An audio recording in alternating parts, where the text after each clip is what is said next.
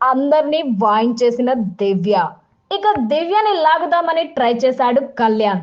కానీ ఆ రౌండ్ లో భరణి డీమన్ దూరంగా నిల్చున్నారు.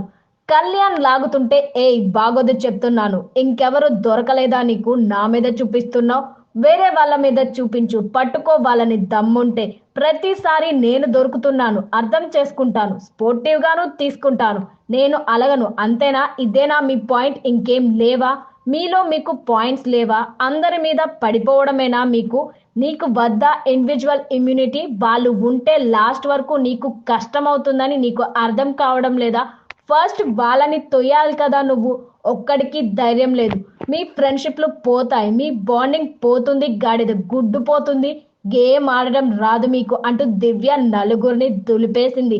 ఇక శ్రీజ కూడా వీళ్ళకి తోడవడంతో దివ్యని కిందికి తోసేశారు. రీతు కోసం డీమాన్ బలి. ఆ తర్వాత బెడ్ మీద శ్రీజ, భరణి, రీతు, తనుజ, ఇమ్ము, కళ్యాణ్, డీమాన్ మాత్రమే మిగిలారు.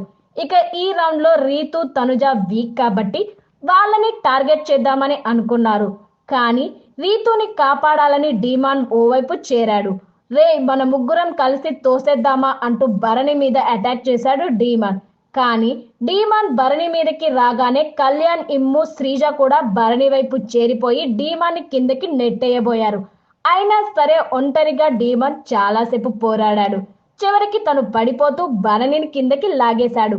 నిజానికి డీమాన్ కంటే ముందు భరణిని కింద పడ్డాడు. ఈ విషయం రాము కూడా ఒప్పుకున్నాడు. కానీ మరో సంచాలక్ అయిన ఫ్లోరా మాత్రం డీమాన్ అవుట్ అని తప్పుడు నిర్ణయం తీసుకుంది. ఇక డీమాన్ అవుట్ అవ్వగానే రీతుని కిందకి నెట్టేశారు.